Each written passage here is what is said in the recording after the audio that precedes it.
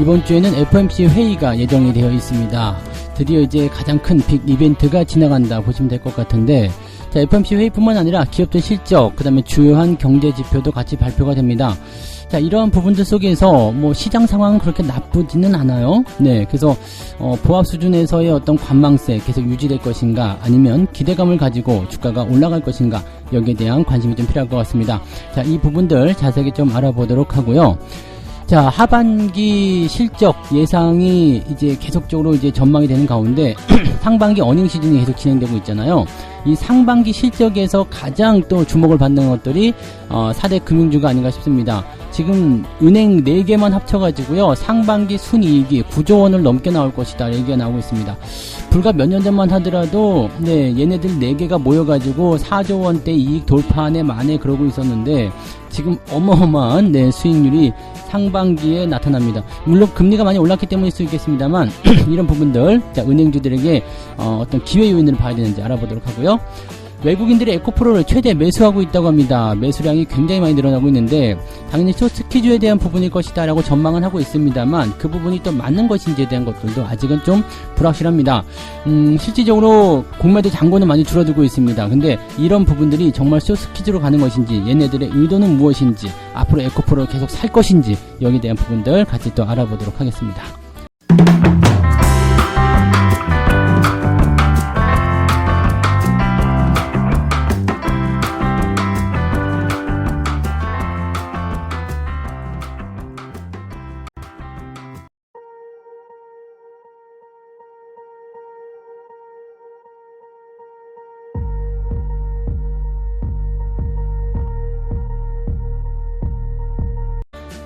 네, 반갑습니다. 오늘은 7월 24일 월요일입니다. FOMC가 깨어있는 주간이라서 아마 오늘은 관망세가 굉장히 많이 두드러지지 않을까 생각합니다.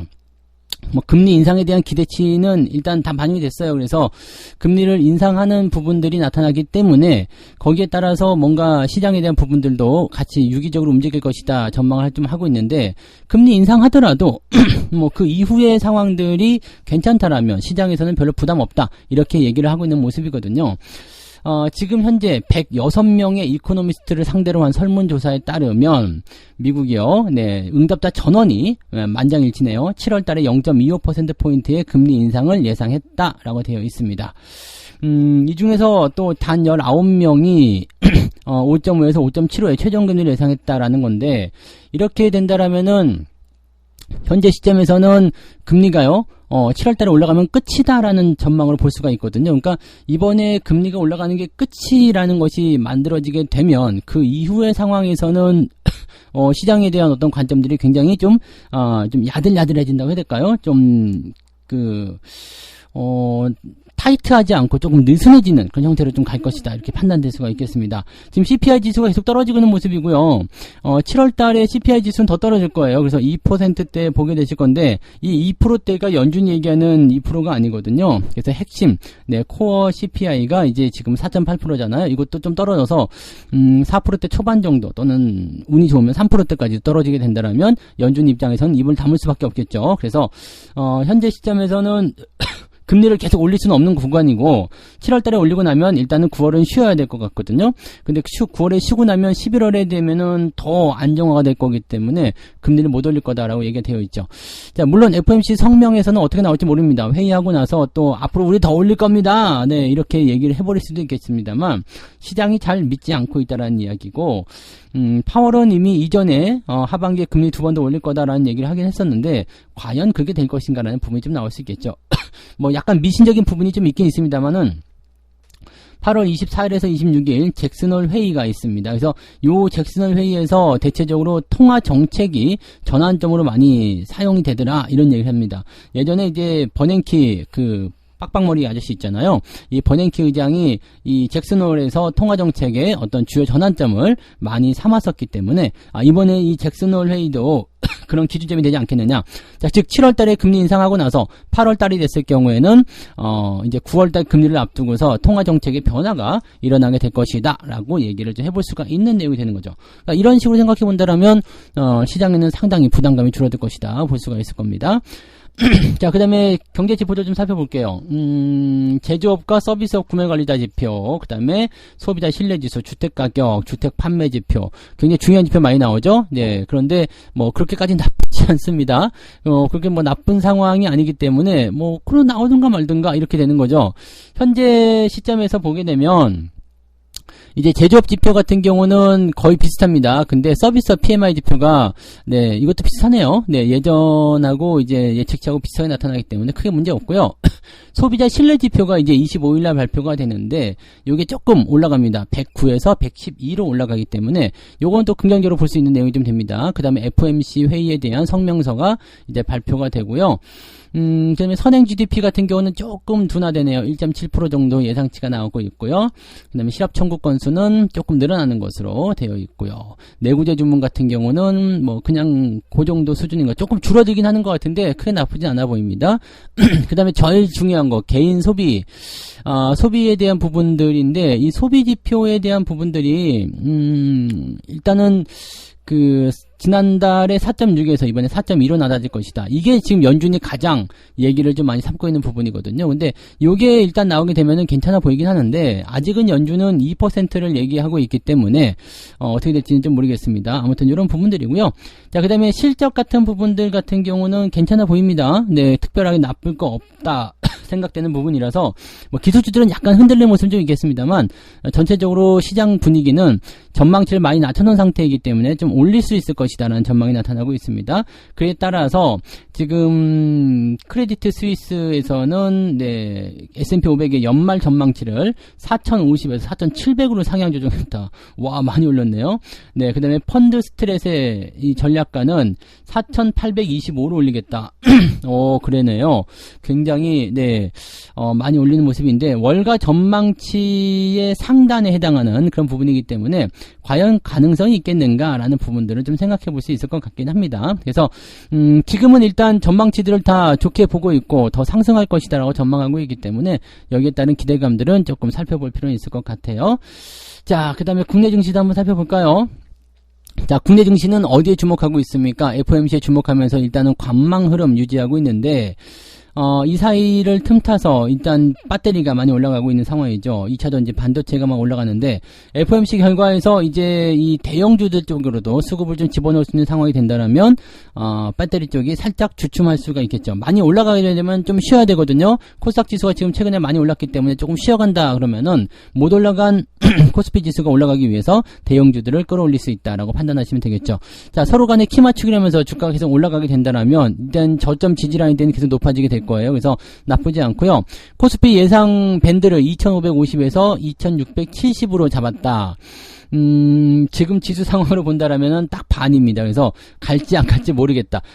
지금 최근 한 2주 정도는요, 하단 지지가 가까웠다, 또는 상단 저항이 가까웠다, 이것 때문에 내려간다, 올라간다에 대한 부분들을 이제 금융투자를 통해서 우리가 알 수 있었는데, 지금 상황에서는 딱 중간에 위치해 있는 모습이기 때문에 글쎄 어디로 갈까? 실제로 이거 나와봐야 알겠는데? 라는 식으로 좀 볼 수가 있겠죠. 자, 그래서 2차전지의 어떤 수급 쏠림 현상이 어떻게 되느냐에 따라서 코스피 지수의 움직임이 나올 수 있을 것이다 보시면 되겠습니다. 소수 종목의 쏠림 현상은 코스닥에서 심화됐기 때문에 이 대기업 실적 발표 이후에 또 코스닥 구성 종목도 실적 발표에 나선다. 자, 그렇다면 지금은 이제 뭐 실적이 뭐 사실 중요하지 않은 것 같아요. 실적 나쁘든 좋든 간에 뭐 지난번에 에코프로 같은 경우 어닝 쇼크 이런 식으로 기사가 나왔음에도 불구하고 막 치고 올라가잖아요. 그러니까 이렇게 보게 되면은 네, 뭐 특별하지 않은 것 같습니다. 근데 어쨌든 실적 같은 부분들은 일단 전망치가 낮은 상태에서 2분기까지는 안 나와도 잘 안 좋지 않게 나타나도 알았어, 그 정도는 어느 정도 내가 예상할 수 있어 정도로 생각을 하고 있는 거다 보시면 되겠죠. 그래서 실적은 뭐 그렇게까지 크게 영향 없을 것 같고요. 일단 수급에 대한 부분들이 어떻게 우리한테 영향을 긍정적으로 끼칠 것인가, 그 부분을 좀 보시는 게 좋을 것 같습니다. 자, 어쨌건 오늘 같은 경우는 네, FOMC를 앞두고 있는 상태이고 또 약간은 불확실성이 있겠죠. 또 쏠림 현상이 계속될지 모르기 때문에 이렇게 된다라면은 오늘 같은 경우도 그렇게 막 계속 치고 올라가는 그런 형태의 그런 흐름보다는 조금 지켜보는 형태로 가시는 것이 유리할 수 있겠다 보시면 되겠습니다. 자, 두 번째 이야기 한번 보도록 하죠. 두 번째 이야기는요, 은행주 이야기입니다. 4대 금융 상반기 순위 구조 돌파. 이제 최근에도 제가 은행주 이야기 많이 해드렸던 것 같아요. 은행주도 실적 계속 좋아진다 이런 얘기 있었는데, 와, 상반기 순위 이게 9조 원. 4개가 합쳐가지고요. 어마어마하죠. 물론 KB금융이 가장 많이 실적이 늘어나긴 했습니다만은, 어쨌든 다 합쳐가지고 잘 된다라는 거가 되겠죠. 또 얘네들은 배당도 잘 줘요. 그렇기 때문에 하반기로 갈수록 이제 배당에 대한 매력이 높아지는 그런 종목들이라서 거기에 대한 기대침을 또 가져갈 수도 있거든요. 근데 여기서 한 가지 생각해 볼 만한 부분은요. 지금 역대 최대 실적이고 앞으로 계속 증가한다. 그런데 이 실적이 계속 이어질 수 있을까? 라는 어떤 의구심도 들죠. 왜냐면 실적이 계속 좋아지면 이렇게 좋은 국면이 언제까지 지속될 수 있을까? 계속되면 좋겠지만 과연 가능할까? 여기에 대한 이야기들을 생각하게 된단 말이죠. 그러니까 지금 상태에서 봐서는 일단 2분기까지는 잔치 상황, 그 다음에 하반기에 남아있는 재료는 배당에 대한 기대치, 이런 식으로 봐줄 수 있는데 과연 한번 보도록 하죠. 자, 근데 하반기 실적에 대한 전망은 조금 엇갈리고 있다. 자, 기준 인하 시점이 다가오고 있기 때문에, 기준 금리 인하요. 이 시점이 다가오고 있기 때문에 이 부분에 대한 것들은 일단 부담감이 작용될 것이다. 최근 연체율도 상승하고 있다. 금리가 높잖아요. 그래서 연체율이 높아지게 되는데 이게 부실채권이 되기 때문에 이렇게 되면 은행이 부담스럽거든요. 그래서 야, 니네 안정성을 확보하기 위해서 충당금을 좀 많이 해놔라. 작년 같은 때에 이 충당금 때문에 실적에 대한 실망감이 굉장히 컸었죠. 근데 작년까지 해가지고요. 충당금을 많이 쌓아놨어요. 그리고 금융지주들이 지금 1분기에 1조 원 넘게 충당금을 쌓아놨기 때문에 실질적으로는 뭐 크게 부담은 없다라는 식으로 얘기가 나오고 있고요. 이 연체율에 대한 부분들, 요게 이제 가장 큰 문제인데, 중요한 거는 연체율이 3분기보다 낮아질 것이다라고 되어 있는데, 자, 고금리 기조가 금리가 낮춰지는 상황이 아니죠. 계속 유지가 된단 말이에요. 지금 미국이 FOMC에서 이번에 금리를 올리게 되면 우리나라하고의 기준금리 차이가 2%로 벌어지게 됩니다. 2%로 벌어지게 되면 우리나라는 금리를 낮추기가 어렵죠. 미국이 금리를 낮추고 들어가더라도 우리는 당분간은 그대로 있어야 되거든요. 이 이야기는 뭐냐면 고금리 기조가 당분간은 더 유지될 수밖에 없다라는 얘기가 되는 겁니다. 그래서 그런 내용들을 좀 참고하셔야 돼요. 어쨌건, 은행주에 대한 관점은 이렇습니다. 일단 실적이 지금까지 좋았어요. 그 다음에 충당금에 대한 부담은 별로 없다. 그 다음에 하반기에는, 배당에 대한 어떤 기대치를 가지고서 더, 수급이 몰릴 수 있다. 다만, 실적에 대한 부담감이 조금 있다. 그런데 그게 연체율 상승에 따른 그런 부담감인데, 실제적으로 금리가 더 올라가지 않고, 또, 내려갈 수 있는 기조를, 지금 당장 안 되겠죠? 근데 고금리 기조니까 연체율이 낮아질 거다라고 하지만 실제로 그건 쉽지 않을 테니까 그런 것들만 조금 감안하면 그렇게까지 나쁘지 않을 것 같아요. 그래서 은행주들 들고 계시는 분들은 사실 지금 현재 시점에서 매수를 접근한다, 이 부분은 조금 미룰 수도 있어요. 하지만 가지고 계신 입장이라면 굳이 매도할 필요도 없겠죠? 그냥 들고 가면서 쭉 대응하시면 되겠고요. 배당을 노리시는 분들은 보통 한 9월 정도 3분기 실적 나오기 전에 기회들이 많이 생기거든요. 그런 자리들을 노리셔도 괜찮은 것 같아요. 일단 보시면서 진행하시면 될 것 같고요. 은행주도 갖고 계신 분들 별로 걱정은 안 하셔도 될 것 같아요. 돈 많이 버는데 걱정입니까? 그죠? 네. 자, 세 번째 이야기 가도록 합니다. 세 번째 이야기는요. 에코프로. 너무 많이 얘기하는 것 같아서 조금 거시기 하긴 한데 확실하게 좀 짚고 넘어갈 게 좀 있어요. 쇼스퀴즈에 대한 이야기입니다. 지금 온 뉴스에서 다 공매도 뒤졌다 그 얘기하고, 저도 역시 공매도 애들이 좀 죽기를 바랍니다. 이렇게 뜨거운 맛을 좀 봐가지고 뜨거워, 다시는 안 하겠습니다, 죄송합니다, 그러면서 이제 한국 시장에서 좀 멀어졌으면 좋겠어요. 우리가 나라가 법으로 안 되니까 개인들이 뭉쳐가지고 그냥 뜨거운 불방망이 맛을 좀 보여주는 그런 모습이 좀 있으면 좋겠는데, 이건 우리의 바람인 거고요. 실제로 또 이렇게 손해를 많이 보고 있기도 합니다. 자, 그런데 여기서 우리가 좀 생각해 볼 게 있어요. 자, 외국인들이 지금 매수를 많이 하고 있습니다. 매수를 지금 보면은 이번 달에만 5천억 정도를 에코프로 주식을 사들였다고 합니다. 대단히 많이 사들인 거죠. 자, 이렇게 많이 사들였다라는 것을 본다면 도대체 지금 얘네가 왜 사는 걸까? 공매도에 대한 부분들을 봤을 때 쇼스퀴즈가 나온다. 쇼스퀴즈는 뭐냐면 손절 매도를 치면서 환매를 치는 거예요. 그래서 이렇게 되면은 어쨌든 환매가 되면 공매도는 손절매지만 실질적으로는 주식시장에 매수가 들어오잖아요. 그래서 주가가 뛰어 올라가는 현상. 그래서 주가가 올라갈 때 손절을 치게 되면 매수가 들어와서 더 올라가는 거. 이것을 쇼스퀴즈라고 합니다. 자, 이렇게 됐을 경우에 이게 정말 맞는 것이냐라는 부분을 봐야 돼요. 실제적으로 봤을 때는 잔고가 많이 줄고 있습니다. 네, 잔고가 많이 줄고 있어요. 잔고가 많이 줄고 있기 때문에 실제적으로 이 쇼스퀴즈가 나오는 것이다라고 우리가 확신을 할 수 있는 상황이 좀 되는 건데, 자, 내용을 한번 보도록 할게요. 실제로 에코프로의 공매도 잔고 수량은요, 160만 주, 166만 주, 지난달 6월 30일경에 166만 주였어요. 근데 지금 19일 기준으로 111만 주, 네, 111만 주예요. 지금 18일 기준으로는 111만 2천 주 정도라고 되어 있는데 111만 1618주고요. 7월 19일 기준으로는 111만 1975주면 살짝 늘어나긴 했습니다. 근데 뭐 거의 차이 없는 거니까 큰 의미는 없고요. 그래서 지금 에코프로의 잔고가 가장 많았던 자리가 5월 30일 184만 주였고 그 이후부터 점점점 줄기 시작했다. 그 당시 주가가 54만 원. 그러면 지금보다는 약 44만 원가 낮기 때문에 이 정도 물량을 청산했다고 가정하면 약 2,450억 원의 손실을 봤을 것이다. 산술적인 계산입니다. 정확한지 아닌지는 이제 더 따져봐야 되겠습니다만 이 정도 손실을 봤을 것이다. 라고 얘기를 지금 하고 있는 건데, 자, 실제적으로 보면은, 그래, 진짜 줄지 않았느냐, 쇼스퀴즈 맞다, 라고 볼 수 있겠는데, 공매도 잔고 금액을 보세요. 여기에서 약간 우리가 힌트를 좀 가져야 되는데, 자, 공매도 잔고가 많았었던, 자, 7월 10일 기준만 봐도 140만 주였죠? 이 당시 140만 주에 달하던 그 7월 10일 정도 기준을 보면은, 1조 3,700억입니다. 근데, 지금 보면은 7월 19일 날, 네, 111만 주가 됐어요. 그때는, 1조 2천억이요. 근데, 더 아래로 내려가서 보면요. 6월 20일, 160만 주에 달하던 시점에서는 공매도 잔고 금액은 얼마였을까요? 120만 주. 왜 그런지 아시죠? 주가가 많이 올라갔기 때문에. 자, 여기서 한 가지 의문을 좀 가질 수 있는 건 뭐냐면, 공매도 잔고 금액은 그냥 그 정도에서 유지가 되고 있다는 얘기죠. 야, 금액이 너무 커지는 건 좀 위험한 것 같아. 라고 생각이 될 수도 있다라는 얘기죠.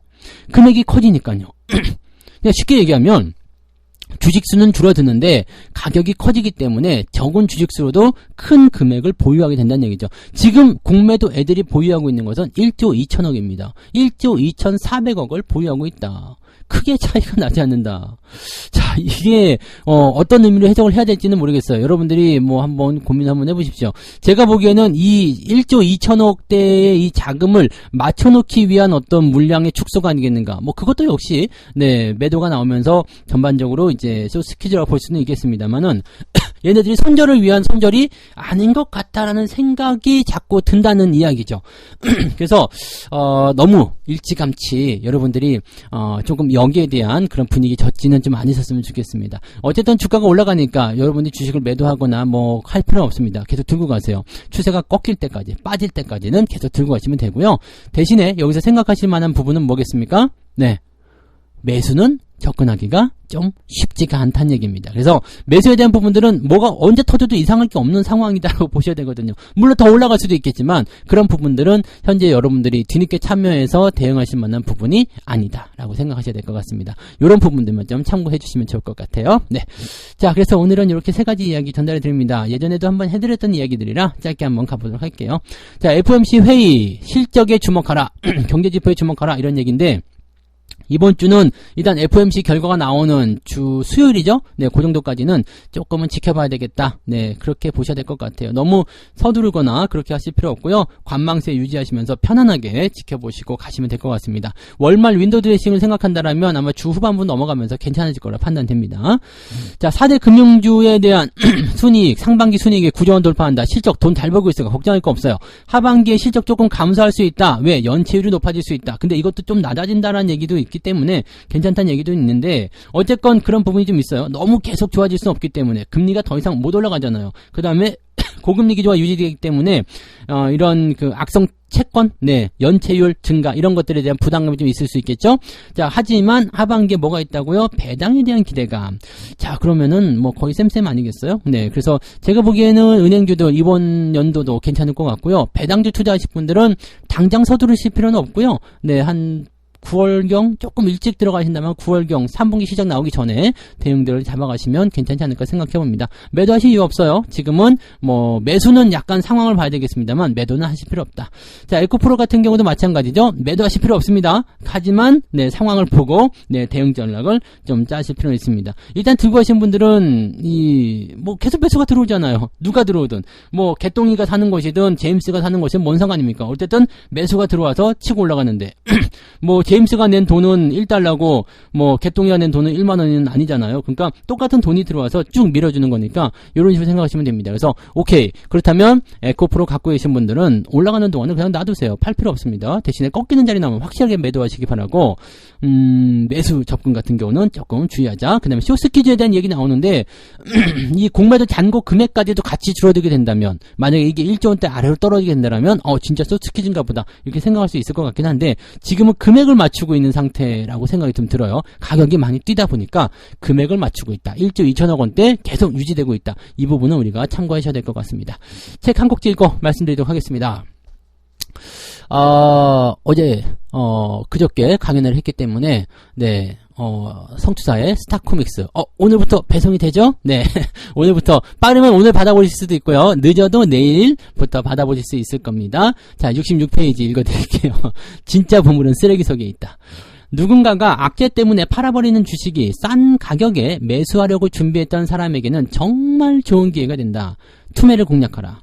무슨 이유 여건 간에 헐값에 내다버린 주식은 쓰레기통 속의 보물이다. 어떤 이유이든지 간에, 어떤 이유이든지 간에 주가가 크게 떨어졌다. 자기 가치 대비해서 크게 떨어졌다면 그것은 보물이 된다라고 얘기를 해주시면 되겠습니다. 유상증자도요. 상장 폐지는 아닙니다. 그런 건 안 되는 거. 배임 횡령 안 됩니다. 작전 안 됩니다. 대신에 유상증자든 아니면은 사채 물량이 나오든 아니면은 실적이 나빠졌든 어쨌든 간에 약간 그런 부분들, 그런 이유가 있는 거긴 합니다만, 주가가 생각보다 더 많이 한 5% 빠져야 되는데 한 20% 빠져버렸어. 그러면 그런 것들은 반등의 기회가 된다는 얘기입니다. 이런 부분들을 잘 기억해 주시기 바랍니다. 그래서 오늘은 여기까지 이야기 드리고요. 조금 있다가 있죠? 무료방송 9시에 무료방송 진행하니까 또 그때 또 이야기 나눠보도록 하겠습니다. 자, 고맙습니다. 조금 있다가 무방에서 뵙겠습니다. 고맙습니다. 본 방송에서 제공되는 모든 정보는 투자 판단의 참고 자료이며 투자의 최종 책임은 본 방송을 이용하는 본인에게 있습니다.